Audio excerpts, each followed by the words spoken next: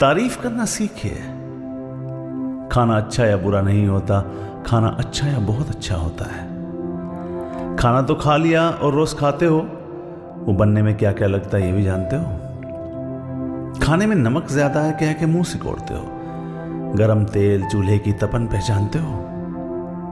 थाली रोज सजती है, नियमित समय पर रोज थाली सजती है। उस बनने से सजने तक की प्रक्रिया में बहुत मेहनत लगती है।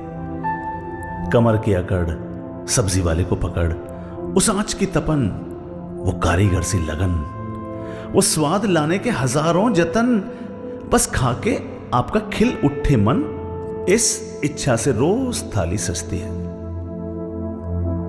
उस बनाने वाले की सराहना कभी कर दो,